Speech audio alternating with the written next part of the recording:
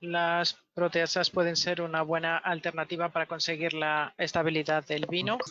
Las proteasas son enzimas naturales ampliamente utilizadas en la industria alimentaria. Son proteínas catalíticas capaces de hidrolizar los enlaces peptídicos en las proteínas. Son enzimas esenciales en organismos vivos y les doy algunos ejemplos de enzimas digestivas como la pepsina, la tripsina, las quimotripsinas, la trombina también, que está implicada en el mecanismo de coagulación de la sangre, y también esta proteína tan fea, la serina proteasa, que está implicada en las infecciones virales.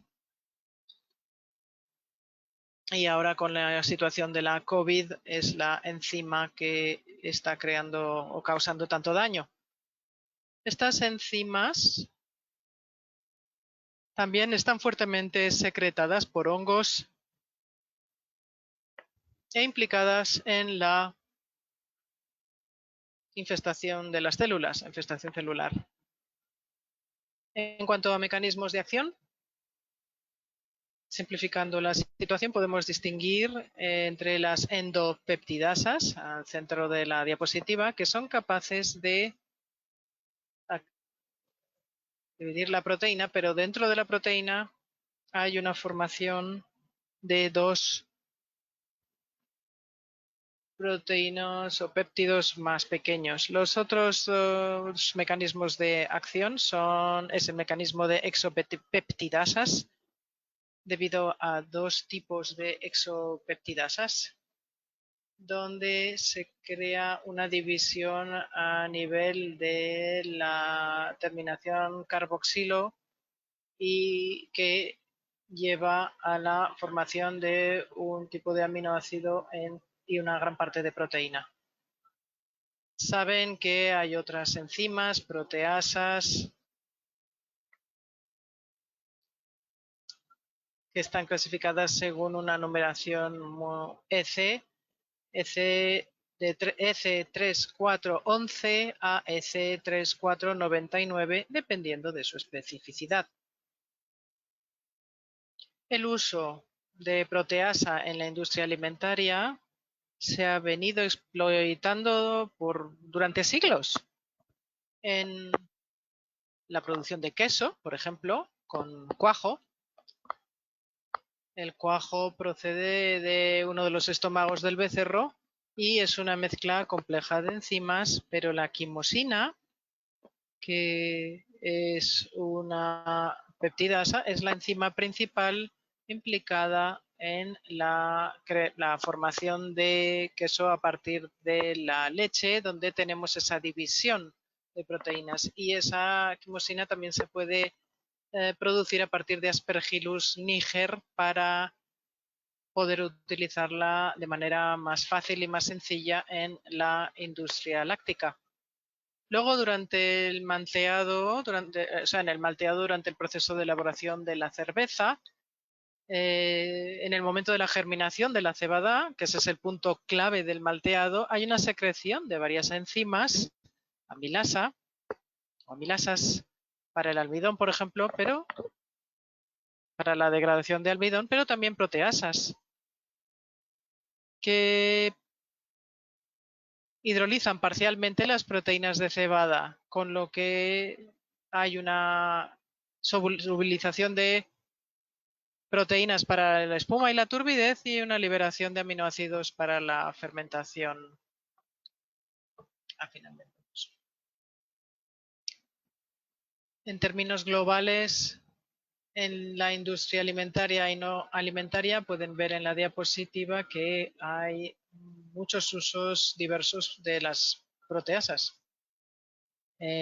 Por ejemplo, en la industria alimentaria, no alimentaria, perdón, en los procesos de lavado, por ejemplo, se incluyen en aditivos en detergentes o la producción de cuero.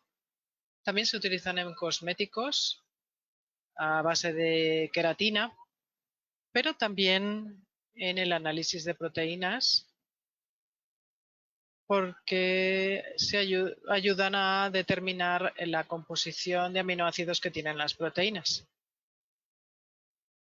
En la tecnología de alimentación se utilizan para la nutrición animal, para producir alimentos con una alta digestibilidad, pero también para incluir aditivos alimenticios para una mejor digestión animal. Y en la tecnología de los alimentos también encuentran muchos usos, por ejemplo, para mejorar o como complementos nutricionales, mejoran la capacidad nutricional de esos complementos o suplementos nutricionales. Luego también se utilizan para disminuir la alergenicidad en, por ejemplo, cacahuetes. Se utiliza también para producción de péptidos bioactivos o para producción de lácteos, para la coagulación de la leche, por ejemplo, en procesos industriales o veganos, para el ablandamiento de la carne y procesos de cerveza para evitar la turbidez. En el proceso del vino hay un uso potencial de la proteasa que ya se sugirió hace muchos años en el estudio realizado por Mateo hace 7 u 8 años,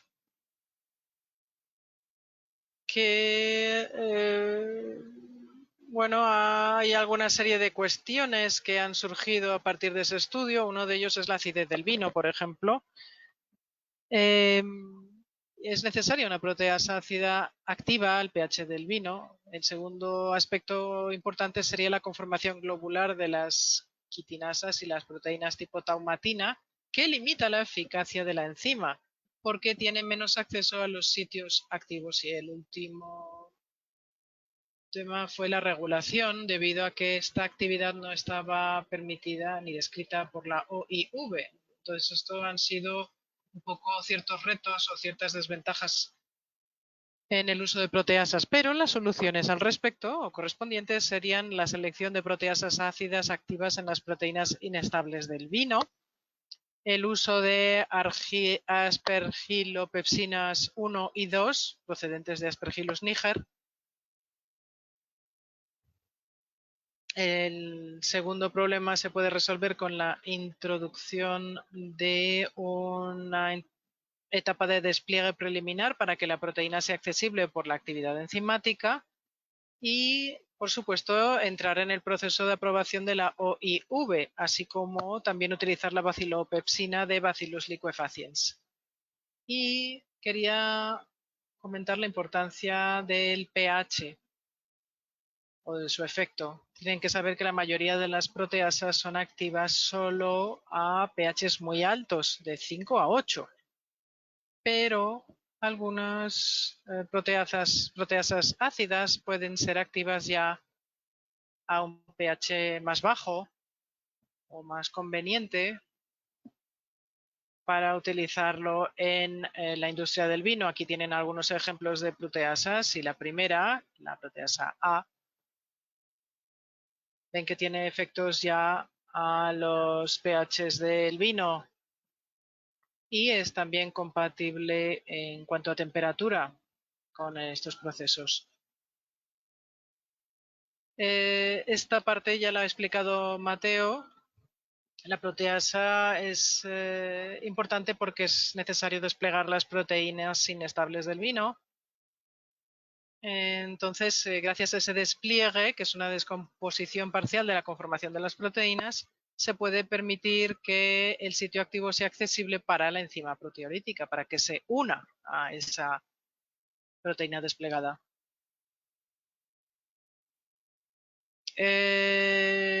Las quitinasas son irreversibles, quiero decir, este despliegue ya no se puede volver a revertir en el caso de las quitinasas, mientras que si hablamos de las TLPs, las proteínas tipo taumatina, este proceso es reversible, se pueden volver a plegar. Y eso es importante. El calentamiento puede ser una herramienta para desplegar las proteínas, no lo olviden. Y para hablar de la eficiencia de estos procesos, es decir, el calentamiento y la adición de proteasas, aquí ven algunos resultados publicados por Mateo, donde pueden ver el efecto del calentamiento sobre los niveles de proteína del vino. AGP es la mezcla de aspergilopepsinas y ven Chardonnay y Sauvignon Blanc. Donde hay una mezcla de aspergilopepsinas se ve una compleción y una degradación y una disminución del contenido de proteínas. Pueden ver aquí más en detalle el efecto de calentar solamente Chardonnay o Sauvignon sin degradación de las proteínas y de las quitinasas, mientras que aquí ven una degradación completa y una desestabilización del vino. En comparación con el tratamiento, o sea, la eficiencia de la proteasa en comparación con el tratamiento tradicional de la bentonita, y esto está apoyado por Enobrans y la Universidad de Francia, la universidad que ha utilizado Gewürztraminer en Francia. Pueden ver que utilizando aspergilopepsina y calentando 72 grados durante 2 minutos tenemos una estimación de eficiencia como la de la bentonita. También pueden ver un calentamiento a 80 grados durante 5 minutos, pero la adición de proteasa en el mosto, añadiendo después el calentamiento, es tan eficiente como el tratamiento de bentonita. Sin embargo, el calentamiento solo no es lo suficientemente eficiente. Con respecto a las preguntas de distintas preguntas que han surgido y sobre todo con respecto a si hay efectos secundarios en la calidad del vino y la calidad del aroma y del sabor. Aquí ven ciertos resultados de la publicación de Mateo y los segundos resultados realizados durante un estudio apoyado por Enopia recientemente. Pueden ver la mezcla de aspergilopsinas, una mezcla de ellas en Sauvignon Blanc, y vemos que no hay efectos secundarios debidos a al calentamiento del vino. En el segundo vino, en Chasselas, en Suiza, ven que no hay, el primero era en Australia, ven que no hay diferencia entre el control y la muestra tratada con enzima y con calor.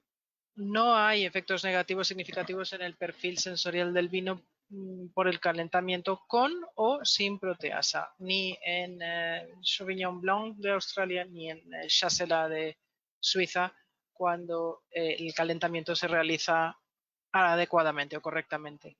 El otro efecto secundario potencial es si había actividad residual de la proteasa que pudiera inhibir ese tratamiento del vino para conseguir un aclarado. Y de hecho el paso del calentamiento es obligatorio para tener para conseguir que la enzima sea eficiente en la estabilidad del vino, pero también para la degradación de la proteasa al final del tratamiento. Y al final, en el vino, pueden ver que no encontramos ninguna diferencia en cuanto a actividad residual en las distintas muestras calentadas diferentemente con respecto al control que evite la actividad natural de la proteasa. Es decir, no hay actividad residual significativa y hay un nivel similar al del vino control sin calentamiento y sin enzimas. ¿Qué podemos decir de la regulación y los debates actuales que hay en la OIV? Tienen que saber que la proteasa está ampliamente permitida en todo el mundo en la industria alimentaria. Está presente en el Códex como aditivos alimentarios o para producción de alimentos. Las proteasas de Aspergillus niger ya están aprobadas para tratamiento del vino en Estados Unidos por la FDA. y Aspergillus niger y Aspergillus oryzae siguen siendo reconocidas como seguras por esa regulación, la FDA. Y es el mismo caso de la FSANZ, de la Food Standards en Australia y Nueva Zelanda. En Canadá y en Europa solo está permitido para la elaboración de cerveza, en panadería, la elaboración de queso, procesamiento de pescado, zumos de fruta, procesamiento de proteínas. Se han declarado válidos varios expedientes por la EFSA, que es la Autoridad Europea de Seguridad Alimentaria. En la OIV, de cara a la producción de vinos, sobre todo en Europa, el primer paso fue recopilar la opinión de la Comisión de Salud de la OIV, y esta comisión dio la luz verde para la aspergilopepsina 1 solo si el paso de calentamiento se vuelve obligatorio en la resolución técnica para desplegar proteínas inestables y para asegurar la eficiencia de la proteasa, pero también para tener una buena desnaturalización de las proteasas al final del proceso. Así que por el momento somos una revolución en la comisión técnica, en el paso 5 de 7 pasos. Eso en cuanto a la tecnología, y en la especificación nos encontramos en el paso 3, así que vamos hacia la aprobación. Y hablando en nombre de Enobrands, ya estamos preparados para el futuro. En cuanto al desarrollo de la formulación líquida de la proteasa, que es en su estado natural, el estado natural de las enzimas, es decir, la formulación líquida, con lo que no se pierde eficiencia. Esta formulación líquida, sobre todo, es aspergilopepsina 1 de Aspergillus niger, lo cual está de acuerdo y en línea con las especificaciones actuales de la OIV. Hemos probado y validado esta formulación durante los estudios de Oenopia, pero también hemos realizado nuestros propios ensayos, nuestras propias pruebas para validarla internamente, para ajustar la aplicación a las distintas posibilidades y los distintos procesos de vinificación. Esta enzima llamada Proteostab se tiene que aplicar sobre todo o realizar sobre todo en mosto y con un equipo de calentamiento. Tienes que tener un buen equipo de pasteurización flash como primer paso de flash detente. Ese sería el primer paso del equipo del flash detente, tener ese equipo de pasteurización flash. Se puede utilizar para vinos blancos, rosados y tintos, porque tenemos marcadores que nos indican un vino tinto totalmente desproteinizado. Así que existe la posibilidad de usar solo Proteostab únicamente para lograr esa estabilidad proteica. Y aquí ven la eficiencia del proceso con la adición de Proteostab y el calentamiento hasta 72 grados durante 2 minutos. Quedan 2 minutos. Pero también pueden aplicar una combinación de pectinasa termorresistente y Proteostab para lograr la clarificación y la estabilidad de la proteína en el mismo paso, en un solo paso, justo después del tratamiento con calor.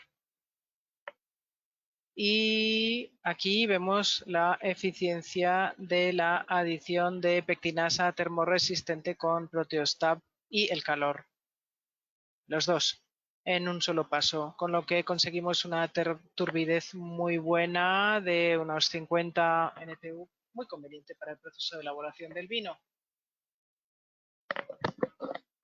Hemos preparado ya algunos protocolos para el uso de Proteostab,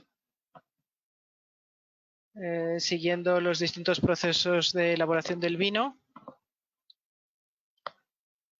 con los procesos clásicos de producción de vino sin contacto con la piel y con la piel. Por supuesto, en estos procesos se puede utilizar enzimas de maceración para conseguir la extracción de los aromas incluso durante el paso del prensado, y después del prensado se puede añadir Proteostab para la estabilidad de proteínas y también peptinasa termorresistente, y después del calentamiento a 72 grados durante 2 minutos, y luego se puede refrigerar o enfriar el mosto para que se fermente con un asentamiento muy rápido para conseguir un buen nivel de NTUs.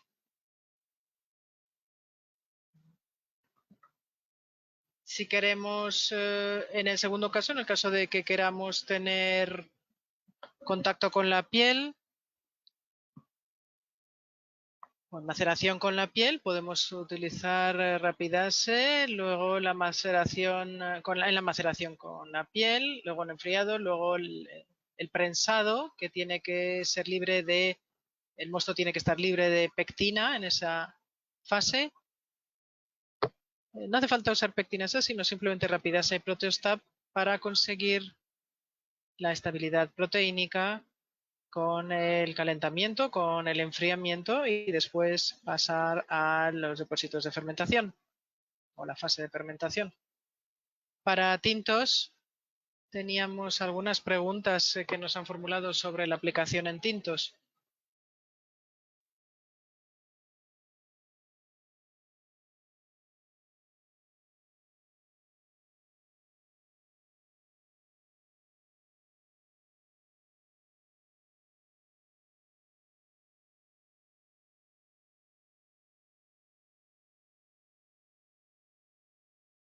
Es una buena clarificación del mosto después del tratamiento.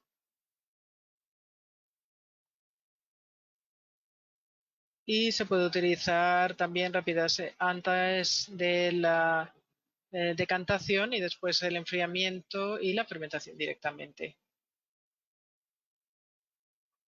Esto es todo lo que quería decirles, y por supuesto, si tienen preguntas pueden formularlas durante este seminario, pero también pueden ponerse en contacto con mis compañeros de Basón, Ana Brul y Antonio Álamo Aroca, que son nuestros distribuidores exclusivos en España, Ana Brul, y Antonio Álamo de Nobrands, que también está en España y es el manager de área en España.